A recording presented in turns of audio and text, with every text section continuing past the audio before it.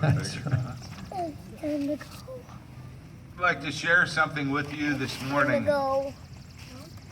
reading Yes. from Ecclesiastes chapter 3, and it's a section that you probably all heard, maybe not necessarily in exactly these words. This is a version of the Bible called the Message. Maybe you remember or heard the words in the late 60s when, who can name the group? The Birds. The Birds, yes, the Birds had a song, for everything, turn, turn, turn, there is a season. You might remember those words. But from Ecclesiastes chapter 3, we hear this. There is an opportune time to do things, a right time for everything on the earth, a right time for birth and another for death, a right time to plant and another to reap, a right time to kill and another to heal, a right time to destroy and another to construct, a right time to cry and another to laugh.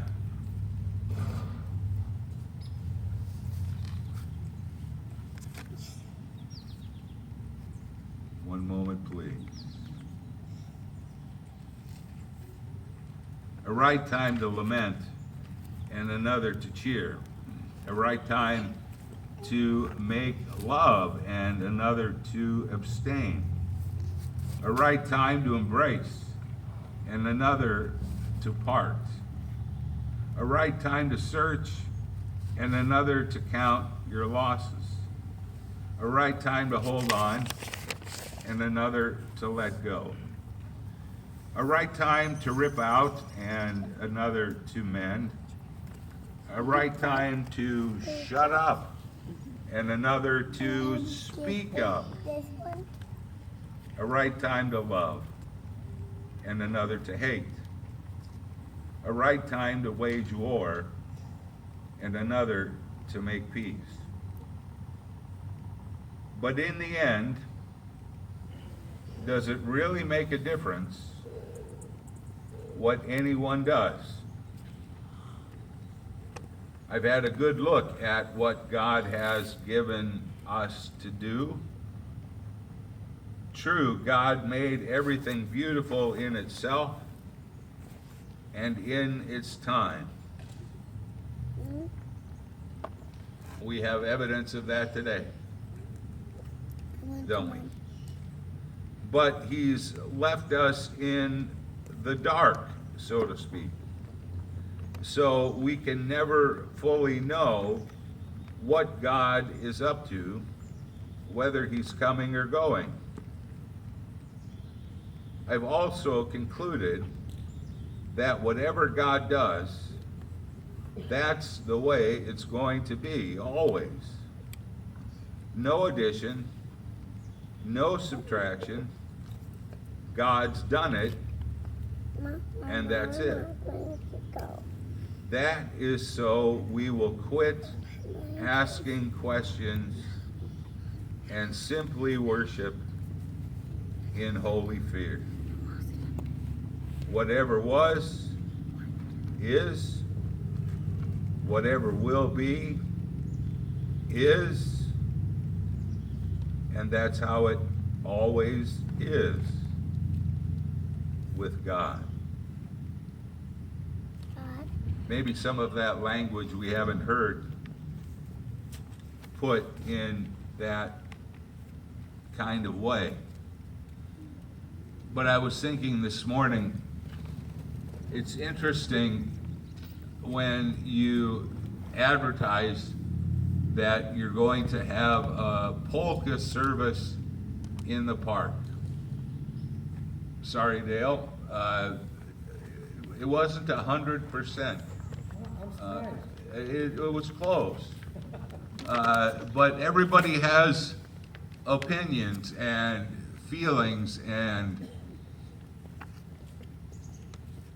I got to thinking about all of the music that has come and gone. The dancing that has come and gone. Where's Ralph? Ralph, where are you? What are you doing all the way up there, you old fart?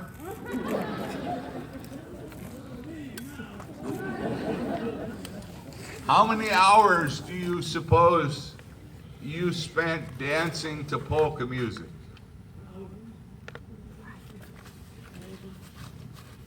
How many of you, when you were younger, may have danced the Charleston or the Lindy?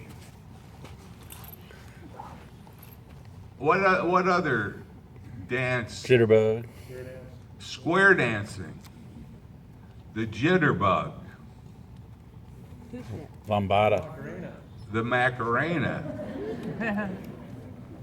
the two-step, the waltz, the hustle. Disco came and went, and that was fine. What else can you think of? Soldier Boy. The electric slide, the boot scootin' boogie, yes, line dancing, the cha-cha slide. Hey, you know what? We should do the chicken dance too. You know that.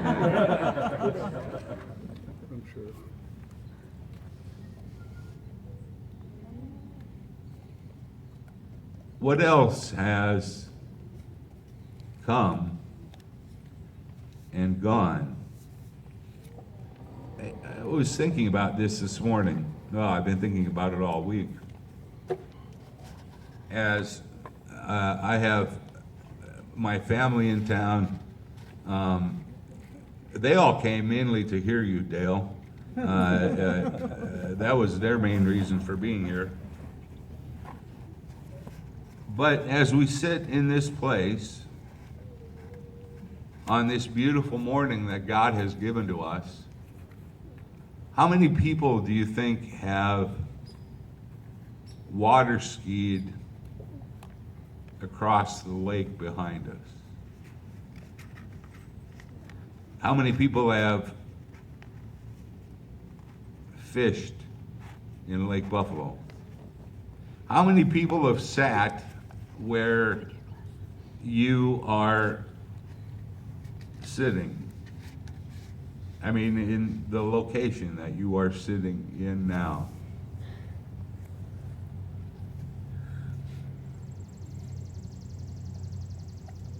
The interesting thing about life is that it's constantly moving. It's constantly changing. As a matter of fact, when we're, well, never mind, that it's not an important sentence.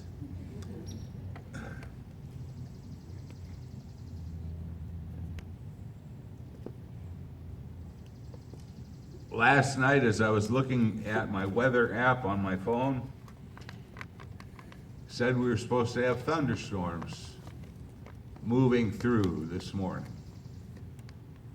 I sent a text off to Haggerty and said, who makes the decision? And he said, I'm not going to do it, you do it.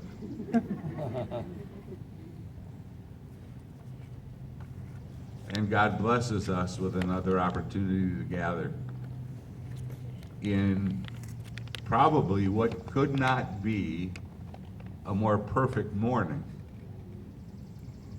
The clouds blocking the sun enough so that we can feel the warmth and yet aren't getting scalded.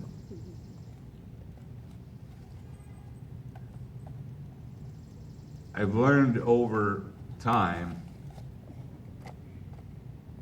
kind of like Solomon wrote in Ecclesiastes 3, that God works in seasons or Some authors would write, God works in waves. There aren't a lot out on the lake currently. But God often gives waves of blessing and seasons of blessing to his people. He's given that to you, and he's given that to me. Today, here, with the opportunity to be here, with the opportunity to listen to good music, whether we know it or not, whether we're familiar with it or not. The history that has gone before us brings us to where we are today as a people, as a church. And one thing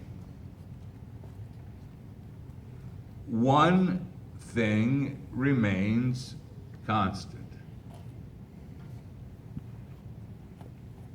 And I closed my Bible. That was a really smart thing to do. One thing remains constant.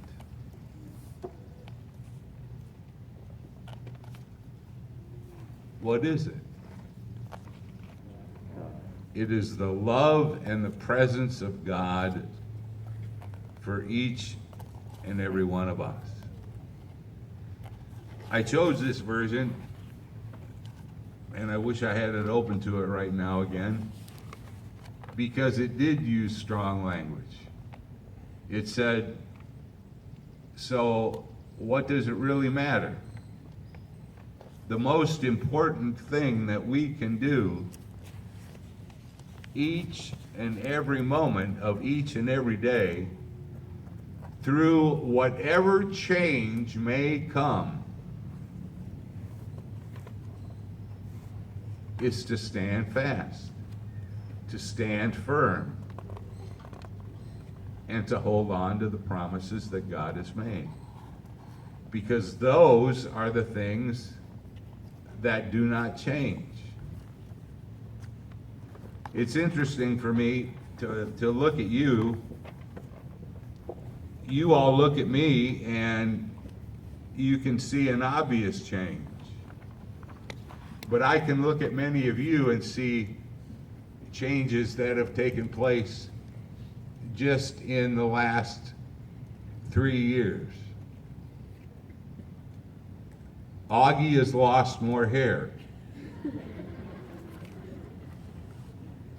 Haggerty's is grayer.